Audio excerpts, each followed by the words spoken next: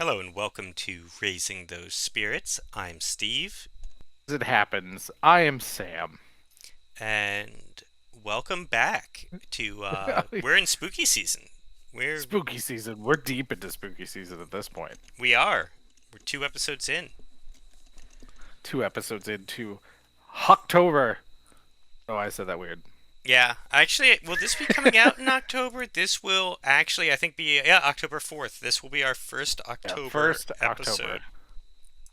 And as you probably learned from the title, we're doing Halloweentown this Because week, it's Halloween month. which I had never seen. Had you seen Halloweentown before? I know we talked Never about it seen it. last week. I've never seen this movie. It was always. I guess I thought of it. I was a Hocus Pocus kid. We talked about Hocus Pocus last Yeah. time. I always thought, like, oh, is this like the spiritual successor to Hocus Pocus? That I never saw. And we'll get into my feelings on that in a little bit. Yeah. First, we have a holiday, though, right? Oh yeah, we're talking about Halloween like holidays around the world. This is today I'm going to tell you all about the one that kind of inspired this segment. This is the one that kind of gave me the idea, which is called Mundane Halloween in Japan. It is also known as, I'm probably pronouncing this incorrectly, Jimmy Halloween, Jimi, I think it's spelled, which is a ancient Japanese tradition started in the year 2014, where Halloween is celebrated not by wearing outlandish costumes, but by wearing mundane, everyday type costumes. And it gave me just a great big laugh. I think it's really funny.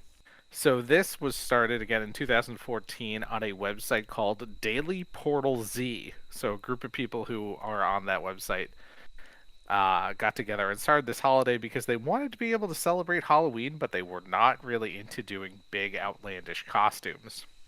I've gone onto Daily Portal Z to try and figure out what exactly it is, and I could not quite interpret what I was looking at, even with the translator on. I think it's Hmm. like a news service like Yahoo. I thought maybe it'd be like a Reddit type thing. It's not Reddit. I do not understand what Daily Portal Z is, but it was a lot of links. I feel like it's probably a Japanese clickbait site. So the thing that happens for mundane Halloween is everybody dresses up instead of ghosts or goblins as something kind of ordinary. And it seems that a lot of this holiday just exists as Twitter pictures. I tried to see if I could find anybody actually like doing any kind of mundane Halloween celebrations, and I found one. I think it was like one town in the Midwest who was doing it at a community center this year. I couldn't find any indications that anybody was like throwing any good mundane Halloween parties or anything like this. So I think it's mostly at this point just an excuse to post funny pictures of yourself on Twitter, which as far as I'm concerned is a perfectly valid holiday.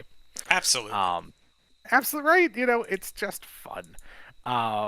Scrolling through some of the photos that I found, one of my favorites is person who forgot they were wearing a mask and took a sip of their coffee. So this is just a guy in a business suit looking at his coffee with a coffee stain on his mask. Uh, Another one is the neighbor in a murder mystery that's like, I haven't seen my neighbor in 3 days, which is always one of my favorite parts of Law and Order. Just the neighbor who kind of is the person who informs the police.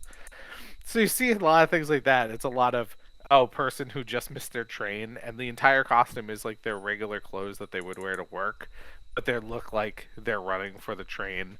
I saw one that was karaoke video, and it was literally just the person wearing a nice outfit with a fake screen in front of themselves, trying to emulate those weird. I don't know how much karaoke you've done.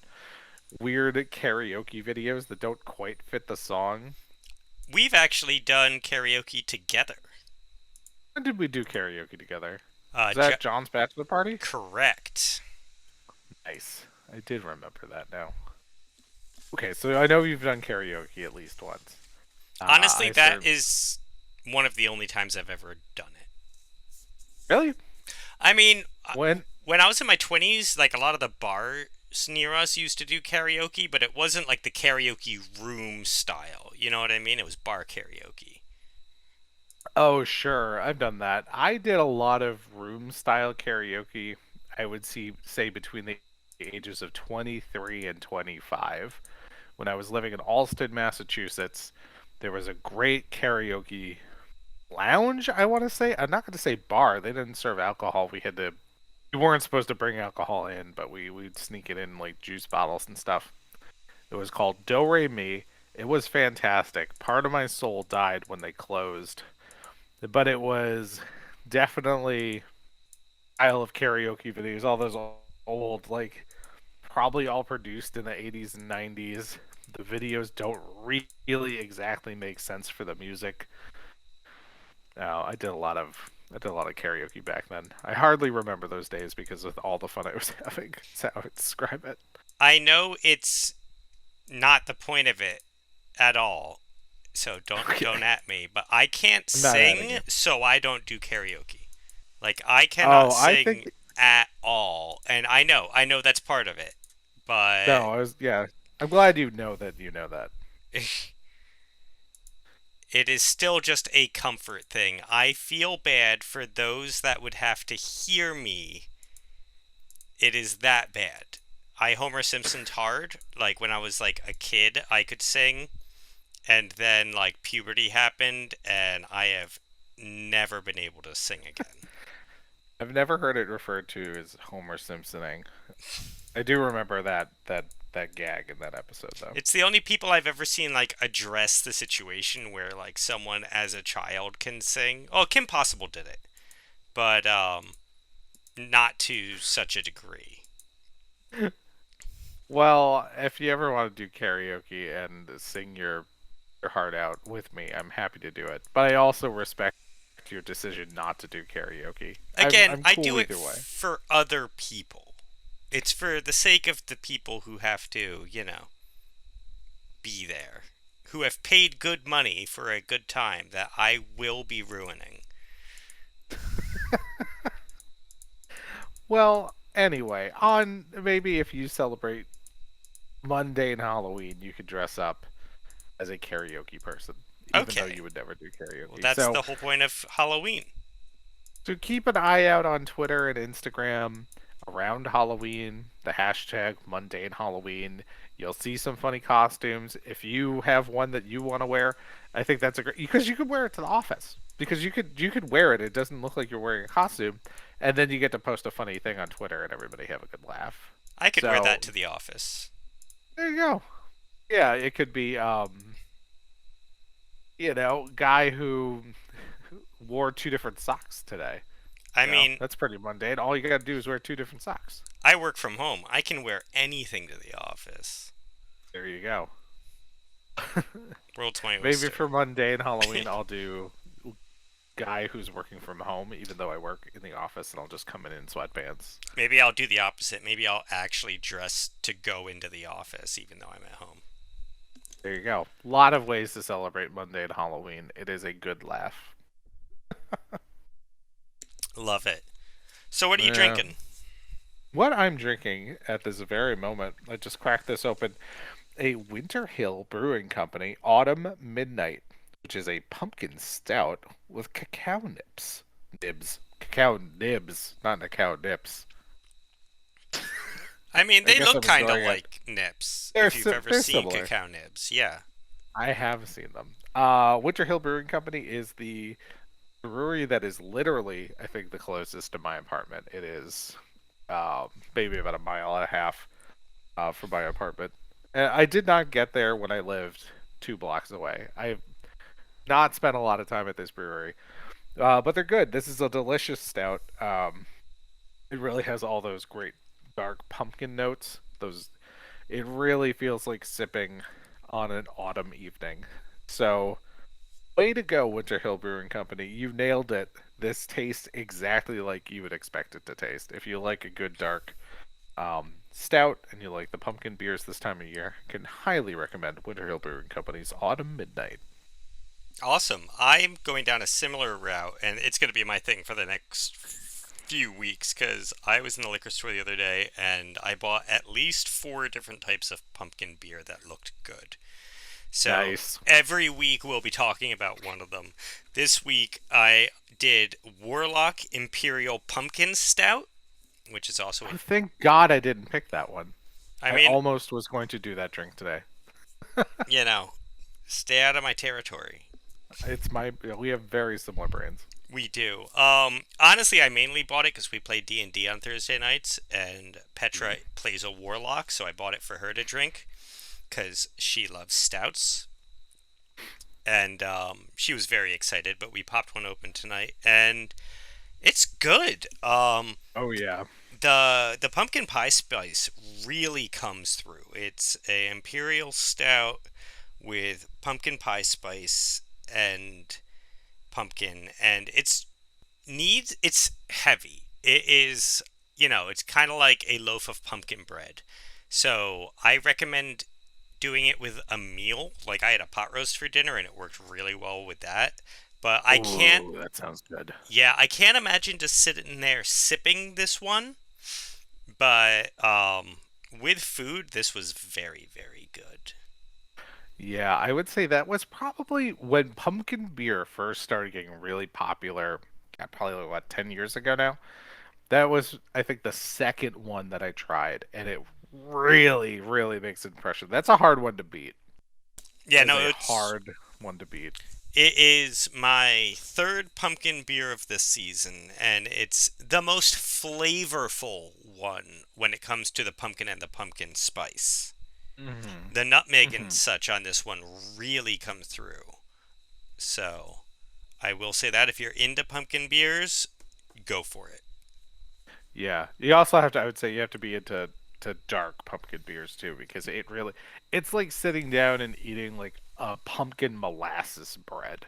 Yeah, it It really is. is. It's very bready, and it's not bad. Like I don't normally like stouts, but this was not bad.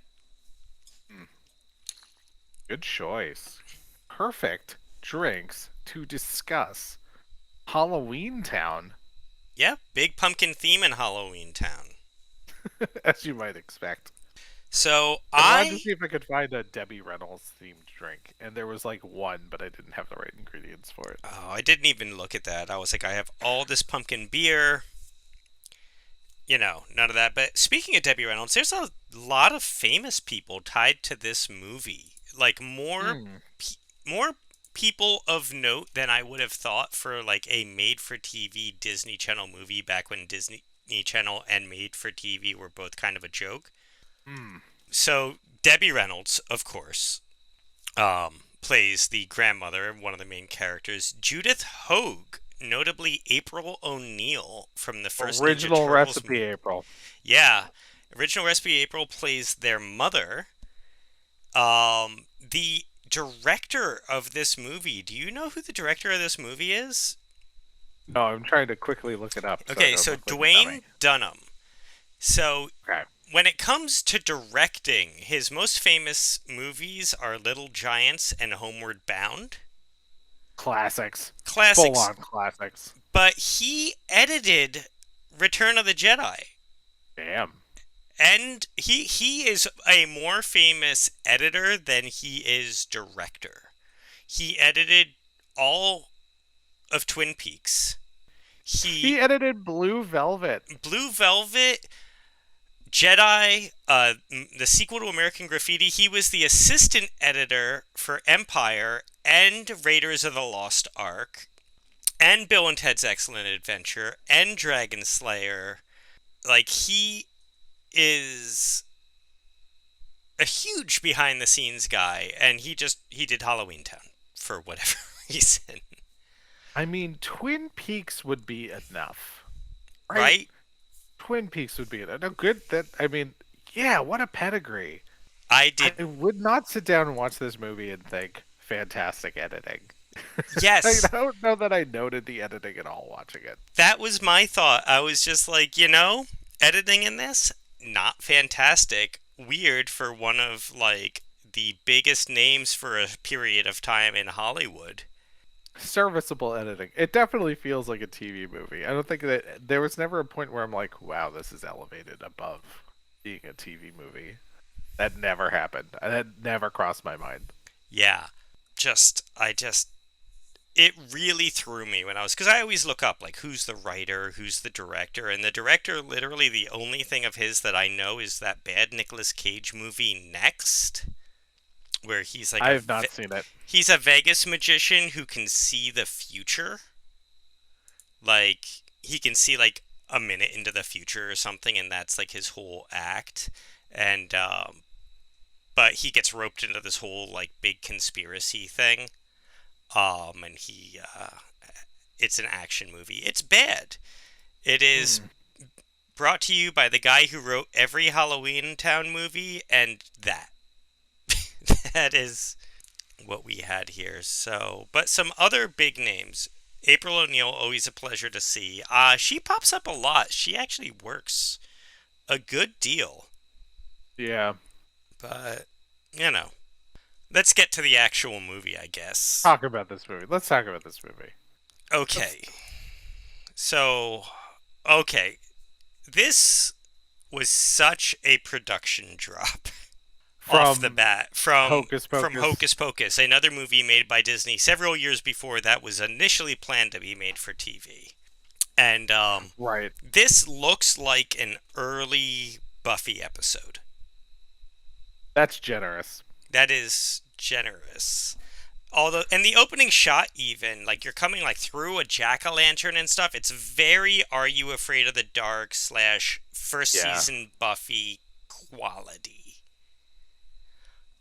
And I don't know that I'm not even saying that I'm gonna hold that against it. It's a mid '90s made for TV kids movie. Like it is exactly what it is. It's not, Oh yeah, Hocus Pocus. I think they realized early on in pre-production of that movie. It's like, oh, we have something better here. Let's put the money into it so that we can make a theatrical release. This one, they they said we're gonna clearly make it. Yeah, we're gonna make a TV movie, and that's what they produced. they. So I can't hold anything against it for being a TV movie. It's exactly as advertised.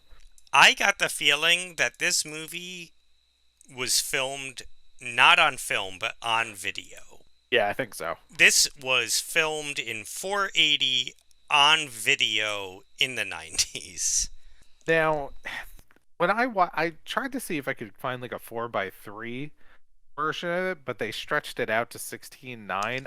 I do not think that helped. Yes, I think that made it worse. I I agree. hate it. I hate it when streaming services don't release in the original formatting. Like, I get that TVs are different now, but this movie was shot in 4:3. It's meant to be seen in Just 4:3. shrink it down. Yeah, Like, just give me 4:3. my wife and I talked about this. We actually paused the movie and talked about this because we were like, back when we were kids, there would be like cinema, like, there would be like films that were released, and they'd have the bar at the top and the bottom because like it didn't fit the TV right. And I'm like, why don't we just do the reverse of that now that we're in the future? Yeah. But no, that's apparently impossible. But clearly, because my wife was like, they hyper zoomed in on so many people, and I was like, no, that's just the 16 by 9 on a 4 by 3 just crops out a whole bunch of the shot for no reason. Unnecessary close ups. Right. You lose a lot. That was a big thing when The Simpsons was first put onto Disney Plus. Mm-hmm. They cropped all the old episodes to put them in 16:9, and Background you humor. lost so much of the image. Yeah, you lost jokes. With this, I think the biggest problem is it just makes all of these TV level costumes so much bigger. You pulls them in so much. You can really see the seams more. I do. Yeah, I think it was a real hindrance, this movie stretching it out to 16:9. I agree. Uh, it was as I said, it was bad enough that we stopped the movie and talked about it. That should not happen. That should never happen. It should never be so noticeable that you have to stop and rant to each other about how this is affecting the experience, which was again already not great. Right. Yeah. Anyway, okay. So we've talked about the technicals. We talked about the people who worked on it. Let's Let's talk talk about. about the plot. Let's talk about the plot of this movie. Well, first of all, I'd like to say in the last movie, we talked about how the kids were such believable siblings. They weren't like TV siblings. Hmm. That was not the case in this one. These kids, yeah, they did not fit together. They were not even like a fun motley crew. I did not particularly care for any. Yeah, I didn't really like any of these kids. The brother of the trio is just a narc. What is that like that character? That type of character, that nerdy, goody I don't, yeah. How would you describe it? That character appeared in so many movies of this era. That We exact dis- type of character. we described him as young Rick Moranis in Ghostbusters. Oh, sure. Because I just lost that character's name, but Tully. yeah, like he had such big 10-year-old him vibes to us. Okay, I'd buy that. But you're right, it was like that know-it-all kid with the glasses and like the nerdy Know it all. outfit, like who doesn't like fun and just like does everything the adults tell him to. Yeah, yeah. The know it all character. That was what I was looking for. Know it all. It's grating. Like he's definitely on screen too much. I was like, I need a lot less of this character. The little sister, I didn't mind so much because she was kind of just there as a plot device whenever they needed a plot device of like, oh, we need more power. Oh, the little sister's got magic. Um, so I didn't mind her as much. Yeah, I honestly expected her to be a bigger part of the movie. Yeah. Cause one of the plot points, so we'll get back to that. I will touch upon this as we get a little farther. So, it's Halloween, and Hmm. in this town, or in this house, they do not celebrate Halloween. No, And the don't kids even talk about it. don't know why, and the girls hate it. The boy is a narc and he doesn't care. And their grandmother shows up, who is clearly a witch, and shakes things up. April O'Neil is not happy to see her. And it turns out that the oldest daughter, who is the main character, Marnie, she's 13, and every witch, if they aren't trained by midnight on the Halloween of their 13th birthday, they will become a normal human and no longer have powers. Which is April O'Neil's, as she will be referred to for the rest of this podcast, Hmm. plan. Because April O'Neil, even though she is a witch, she married a muggle and she wants her kids to just be normal. And the husband or the father has since passed away. Yeah, he It, has died. They say he's dead and they never discuss him again. no. Which makes sense. If he's been dead for a couple of years, I don't think they need to like relive it. Oh, yeah, absolutely. I wonder if it's like a plot device in one of the other three movies. Here's I'm gonna nitpick. I'm gonna nitpick two things from Debbie Reynolds's appear like coming onto screen. Is she too good for this movie? Because that's one of my notes. Oh yeah, no, Debbie Reynolds is way too good for this movie. I don't even care about that. I mean, like, kind of care about that, but Like, her it's fine. acting just makes everyone else seem pretty bad in a lot of scenes.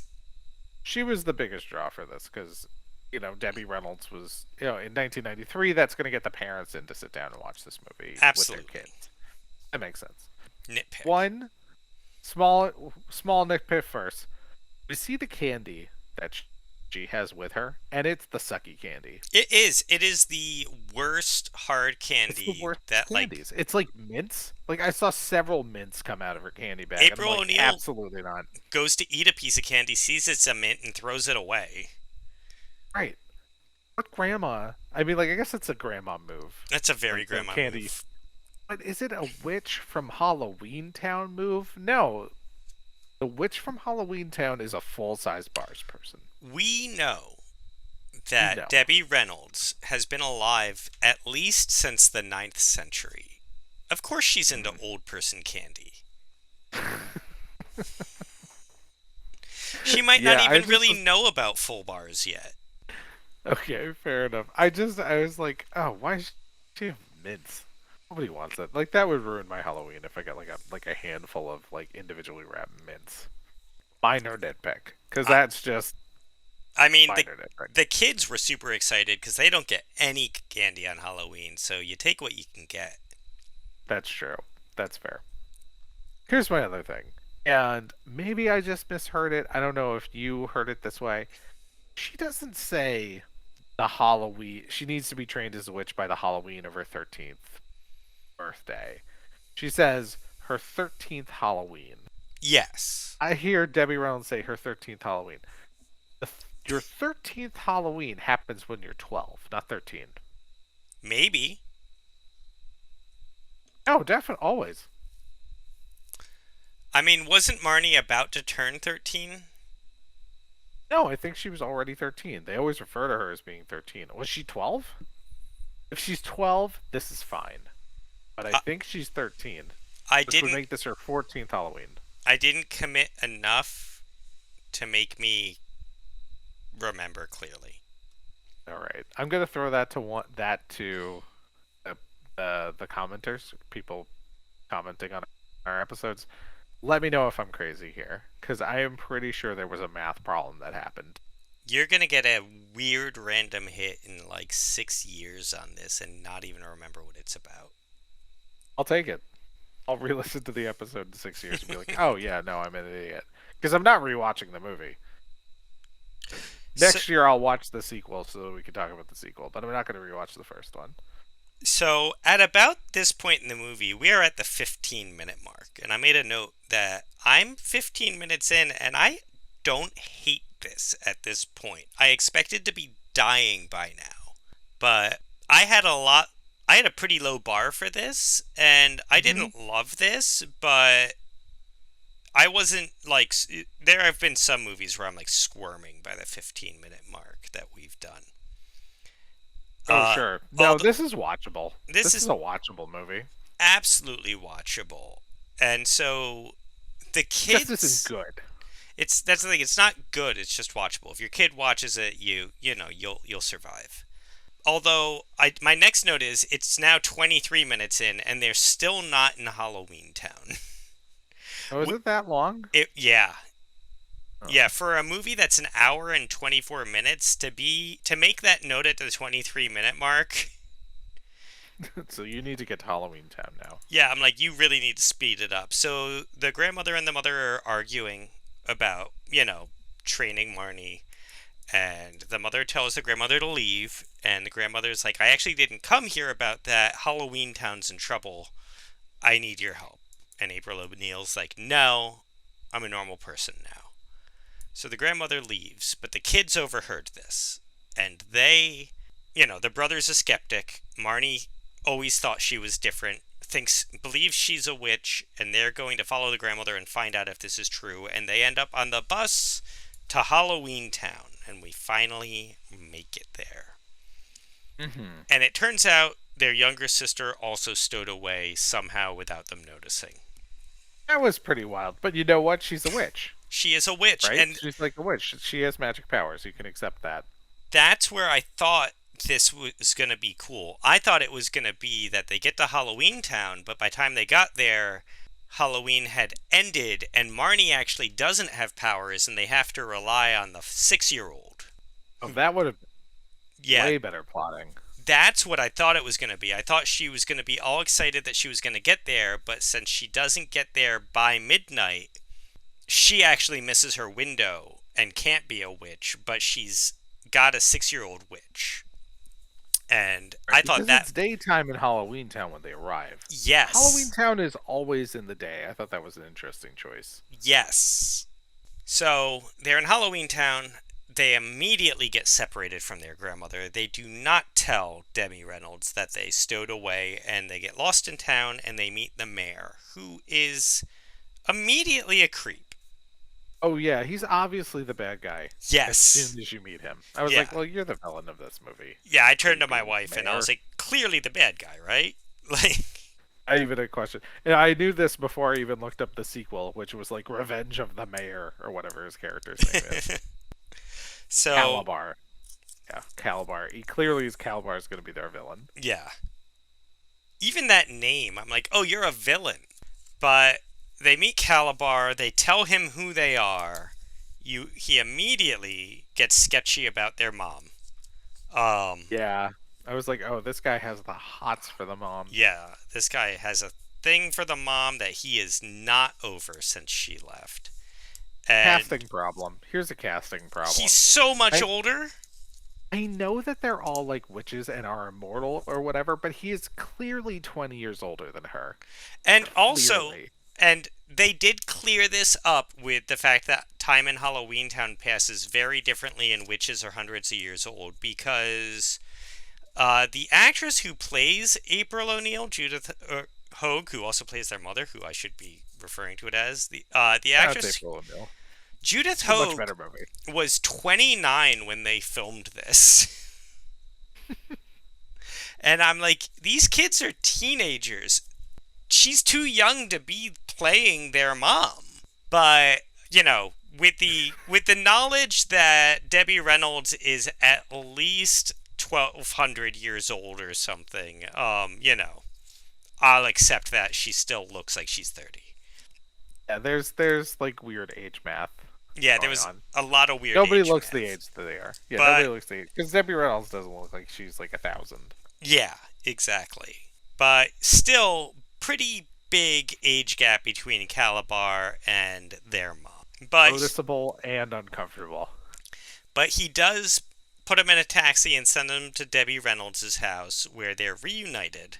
And Debbie Reynolds informs them that time moves differently here, so she just has to get them back before their mom notices. But honestly, they probably have a few days before their mom notices. Yeah, but the mom shows up Almost within immediately. almost immediately. Like, how was there even a bus for her to take? I figured it was going to be one of those things where even if she noticed they were gone immediately, by time she got there, it would be a day or two later, just with how time works. But no, So she shows maybe up like an hour later. so and then when they try to leave, it's a problem because there isn't going to be another bus for a while. For like So days. presumably whatever the weird time thing is, on Earth there's a regular shuttle on the evening of Halloween. It probably stops at like 11:30. The Mhm. last shuttle is at 11:30. That way we can avoid having to worry about whether or not midnight has hit. And then there's not a shuttle again until like the next evening. But in No, Halloweentown, since time moves differently, it's going to be a few days. Like there's they'll no. arrive in. No, Oh, the shuttle only comes on Halloween. So if you miss the last bus on Halloween, you have to wait a year in the human world, which is like a century in Halloweentown. that's terrible. I need a chart to figure out how the time works. Yeah, I mean, it's very timey-wimey Doctor Who-y. Yeah. So they go to Debbie Reynolds. She's going to cast a spell to try and banish whatever evil is plaguing the land, but she uses instant witch's brew from the packet, and it's just not the same, and they have to go into town and get the ingredients. Stuff stuff that moves the plot along or slows the plot down is so dumb. Like, and I'll So accept it. dumb. So dumb. I'll accept it because it's a kids movie, and you know what? The more I talk about this movie, actually, it wasn't so hot when we started. I think it might be getting even colder. Yeah, Uh, in retrospect, I'm liking it less. yeah, because they get off the bus and they, like we were saying, they immediately get separated from their grandmother.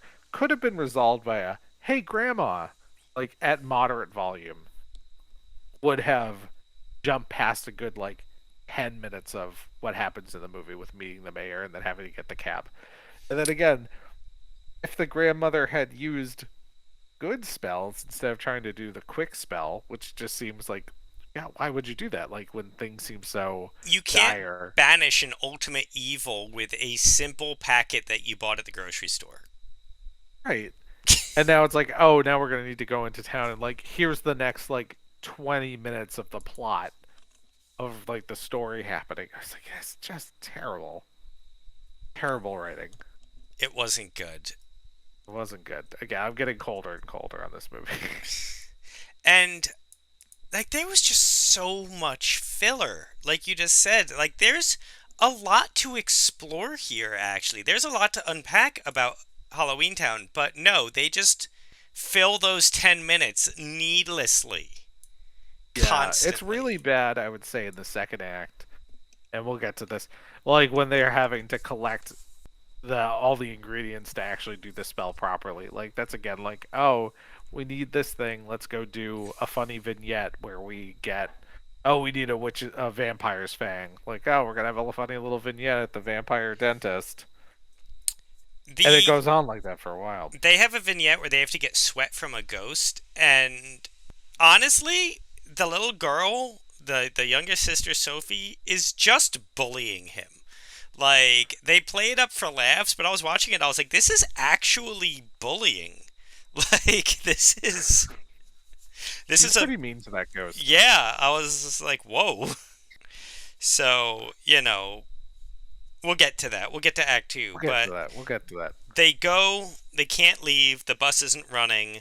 But April O'Neil's just like, we'll go talk to the mayor. And that's when she finds out the mayor is her ex boyfriend, Mm. Calabar, who is a total creep around her. Yeah, a whole time. Like it's like, okay, it's very obvious that you're the villain. It's very obvious that you are being and you're doing this because of the mom. Like it's clearly he wants to get with the mom, and it's so uncomfortable because of that age gap. Yeah. And also the fact that she's just like not into it. No, So, she's not feeling him at all. Like they yeah. broke up for a reason. So the mayor's called away, and they see Debbie Reynolds being led into the abandoned movie theater by some annoying street youth named Luke. Oh yeah, he was the weakest thing. I think the weakest character in He this movie was a pointless character. because we didn't even have to mention him until just now. He Yes, was just so useless in this movie. we've skipped at least two scenes with him at this point. And honestly, I'm gonna say it. This movie, and it becomes really clear later, it seemed more like it was originally written as a pilot for a TV show instead of a movie. Okay, it did eventually become a TV show, I think. If it, I'm not sure about that, but this very much felt like until the end of the second act. Basically, when they go into the final confrontation, that's what it felt like would be the end of the first episode of a TV show. Hmm. And it just, like this character is so pointless, and you feel like if it had been a TV show, he would have been a bigger thing, but since it got cut down to a movie, he just existed to help move the plot along once or twice. And so, anyway, they go to investigate what Debbie Reynolds is doing because they assume she's in trouble, and the big bad is revealed. And his entrance, his 1998 like CGI entrance, had to cost half the budget from this movie. It still looked really cheap. It still looked really cheap, but looking at it, and I was just like, oh, that's why the rest of this movie is so poorly done. That is where all the money went, right there to that entrance. The big villain reveal. And the villain is Calabar, but it doesn't look like Calabar, but it looks exactly like Calabar. Yeah, They he just has painted his face blue. that was one of the better makeups in the movie. It was, but it still looks exactly like him. Oh, look like him. No, you would know that. Yeah, you would know it's him. It's like, oh, there's Calabar in a mask. Um, yeah, the makeup in this movie. There was a lot of just heads. If you noticed, like it felt like they put just heads on the monsters, and that was it. And They then the rest of their outfit was just regular clothing. It's like they inherited a truckload of Halloween masks and were like, "All right, let's incorporate this. This is every monster." This is how we're doing this movie. Some of the I would say the dentist, the vampire dentist, that was a good makeup. That was The an rest okay of it one. looked real cheap. Yeah, the rest of it looked cheap. Calabar's mask looked cheap, but it was still better than most. Oh, correction from a couple of minutes ago. There was no Halloweentown TV series. There were 4 movies total. I knew about the 4 movies. Was unaware of a TV show, but they made everything into a TV show. I would have believed it. Yeah, so it was the Halloweentown quadrilogy. So, honestly, from this point on, Debbie Reynolds and their mom both get taken out by Calabar, and they escape, and they need to go on a shopping spree to get the ingredients to make this potion. And that's like the entire second act of this movie. Yeah, it's just them going from place to place, getting items for the spell. The I entire.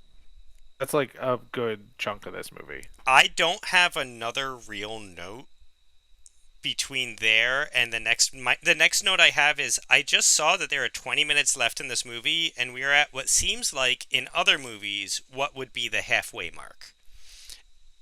But Oh there's yeah, because there was so much filler, Yeah, it's just like this seems like it would be the halfway mark in any other movie, but there's 20 minutes for them to wrap this whole thing up. which is fine. It was like this movie can end. Yeah, no, This I movie was, can end. and that's again where I feel like it was a TV show, because like that seems like where they would have ended the first episode, because again, any other movie, this would have been that big stroke in the middle that actually sets off the final second half of the movie. But they're like, all right, let's wrap this up. Right, because this is, to use a modern, like a more modern movie. This is the point in Endgame when the Avengers time travel, and Yes. that's like a third of the way into that movie. There's like most of the movie is left by the time that they hit the by the time they get to the time machine. It would be like if in Endgame they hit the time machine, went back, got the glove, did a snap, and fixed everything in the next 20 minutes. Yeah. It So again, bad plotting in this. I'm getting colder and colder on this movie as we talk about it. At the 1 hour mark, almost exactly the 1 hour mark, I learned that my kid can never watch this because they go into a gym and there is an aerobics instructor who is a cat lady, Oh, and I just can't give him any more ideas that this is possible. I mean, your kid wants to be a cat. My kid wants to be a cat. My kid is very deeply into want to be a cat phase. We are I also did not watch. I did not watch this with my kid because I was like, we'll see. Because I feel like she wasn't gonna get through it. I think she would have gotten bored, Yeah, and then probably scared by the costumes because even if they were cheap, they were pretty creepy. they were not scary, but like they just like they were all so weirdly proportioned and stuff that they have that weird eeriness to them. Like they're Yeah, mildly unsettling. yeah, they were great Halloween costumes. I don't know that they were good TV movie costumes. Absolutely. You know who had the best costume in this whole movie? Debbie Ken Choi Reynolds. as Zombie Elvis. Yes. Also, so I that was a great costume because again, I go through IMDb while we watch this, and I was just like, this is the best. I actually said to my wife, I was like, this is the best makeup in the movie, and she was like, why so? And I was like, could you tell that that guy was Asian? And she was like, the Elvis impersonator, and I was like, yeah. She was like, holy crap, that's good makeup. Yeah, his makeup was great, and I mean, I love Ken Choi. He's in Captain America. He's in the first Spider-Man hmm movie. He's in a ton of stuff. He's You'd in a lot of recognize the him his face. MCU. Yeah. Yeah, you would recognize him if you saw him. He's a great actor. And he's having a lot of fun being this zombie Elvis salesperson. He is credited as hip sales creature. Right. He Yeah, best performance in the movie. I will give that to Kenneth Choi right now. Best performance in the movie, best costume in the movie. Because the costume really, I mean, as soon as he's on screen, I'm like, oh, Zombie Elvis. And it wasn't even overtly being Zombie Elvis. It just read really well. Yeah. No, he does a very good job. Um, and it's just again, it's a scene that could have been cut, honestly. Sure. That broom that she basically gets a Harry Potter broom never comes into play, never part of the plot. Oh my God, I Honest, forgot that never came up again. never comes up again. Um, I really thought when April O'Neil shows up, she's like, "We are leaving," and Marnie's like, "No," and she's like, "Yes," and In any other realistic movie, that would have been when Marnie jumps on her broom and flies away so her mom can't make her leave. But no, she just hands the broom to her grandmother and goes to leave. And it's not even like in the final battle, which we'll She get to in a minute. uses it, which would have been a really good use of the gun that they introduced in the first act. Yeah, Chekhov's gun. Chekhov's gun Um, never gets used. wow, that entire scene was completely superfluous because they never end up using. Because they use it once to fly around a little, and then the mom comes in, rains on their parade, and we never see the flying broom again. Correct. But you can't cut it because, again, it has the best performance and best costume in the whole movie in that scene. And So you that's can't cut the scene. back to it being a TV show. Again, I feel like that broom would have eventually come in. Oh, yeah. And I really feel like this was a pilot that they were like, what if we just added 20 minutes and wrapped it up? And that's what happened. So they don't use the broom. They make this potion.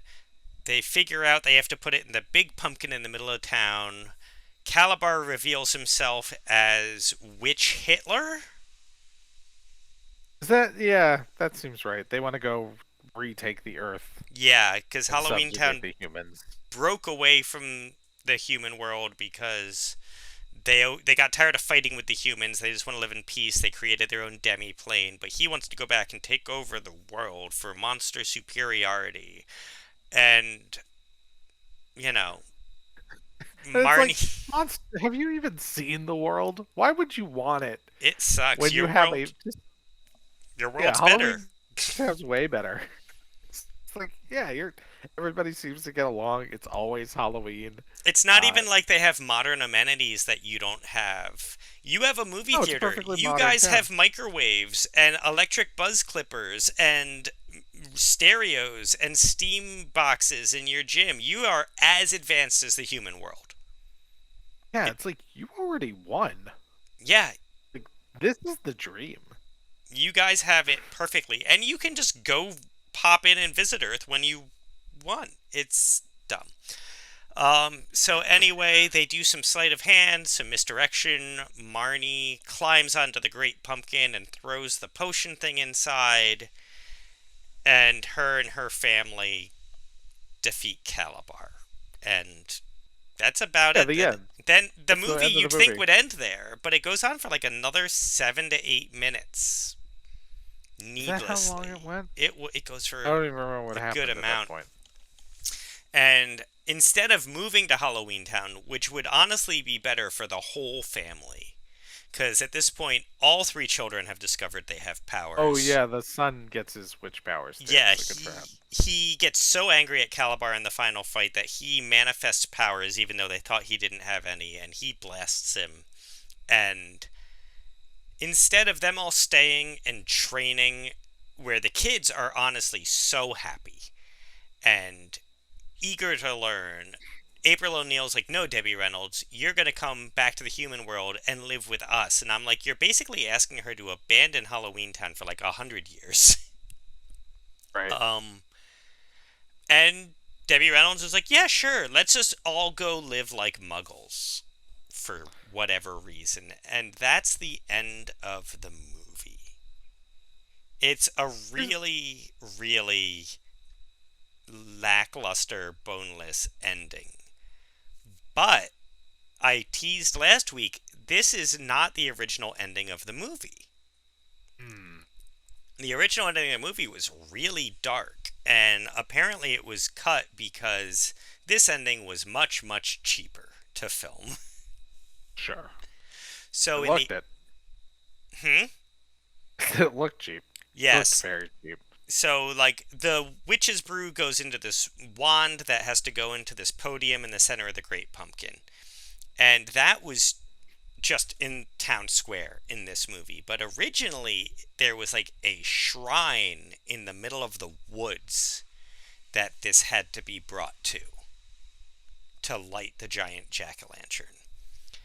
And in that version, every step you take into the woods ages you.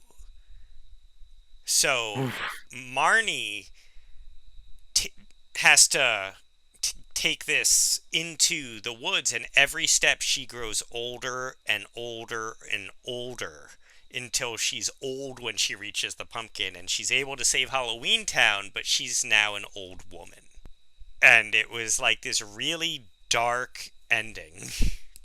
Wow, it was gonna end with that. It wasn't gonna be like some magic version where she gets young again after she wins. I mean, I'm sure eventually it would have, like, done something. They didn't go into like that. They were just like, oh yeah, no, it was like really dark for a while, where it was like about sacrifice and like family and blah blah blah. And yeah, no, it was just like this really dark ending.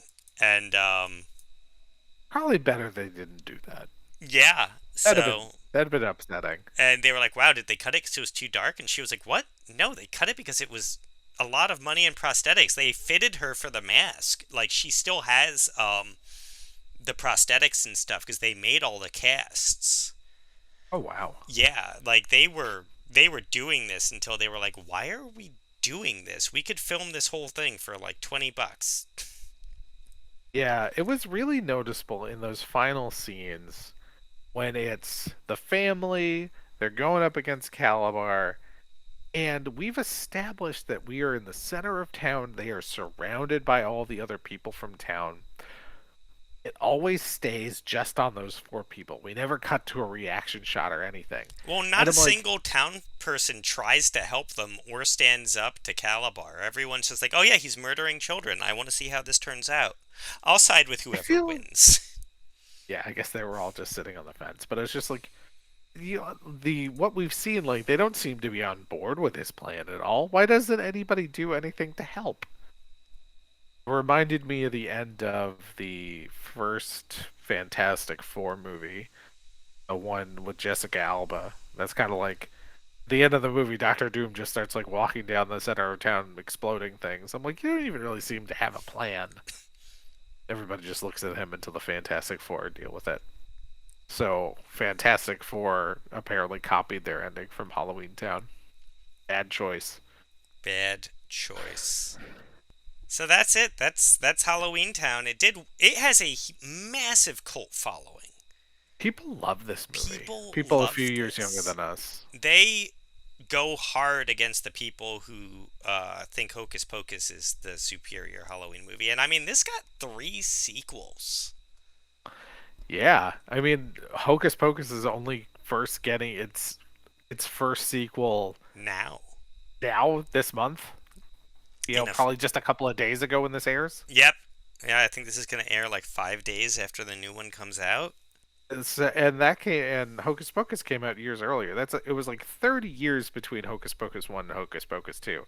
We had a Halloweentown 2. So this came out in 98. Halloweentown 2, Calabar's Revenge, came out in 2001. 2001, 3 years later. And then Halloween High came out 3 years after that. And then there was another Halloweentown after that. It was Return to Halloweentown. I honestly don't know if any of the kids showed up for that one. It looks like Dylan showed up for the fourth. The Weird, kid who plays Dylan. really, really weird character to bring back. Well, I think the character of Marnie is in the fourth one. Yeah, Marnie, the character's in the fourth one, but it's a different actress. Okay. And April O'Neil's still there. Guess she wasn't doing anything else. And I think she was doing like a lot of TV work. That's really it. Oh, it Um, was Sarah Paxton in the fourth one. She's a good actress. She's in Blonde coming out now. So she's survived past starring in Halloweentown 4. Whereas Marnie, what is Marnie doing? The original Marnie, Kimberly J. Brown, looks like TV, General Hospital. So that's good. Good TV work. I'm not seeing the youngest sister in the fourth one. Does she not make it to the fourth one? Oh no, she got abducted by Calabar. Nobody ever saw her again. I mean, tracks. Tracks. That's fine. So, yeah, For the kids who would be watching it, I guess it would be fine. I'm too old. I didn't catch it when this first came out. I have no nostalgia for this. Uh, I can't see past the technical issues. Again, like, and part of that is just how it's being presented on streaming now. I think it would be improved by being put into 4:3. I don't hate it. I can't hate it because it is exactly what it is. That's what I'd say about this movie. It's not trying to be anything beyond a by the numbers made for TV Halloween special. Yeah.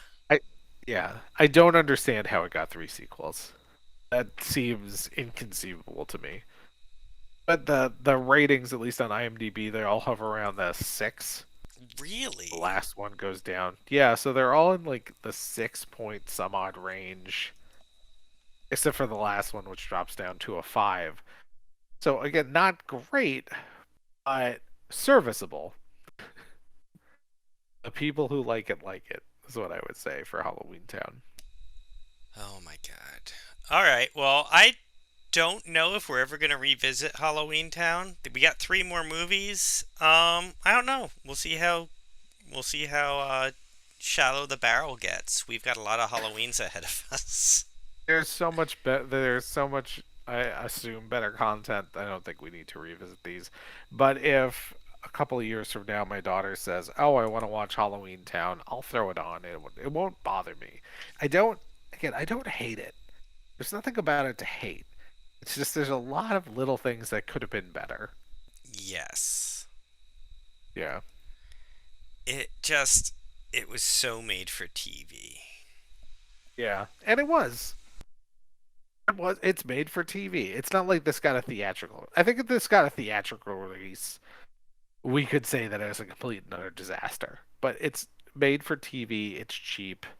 There's nothing wrong with it in that sense. So I'm reading the plot of the second one. Okay. And Calabar's Revenge.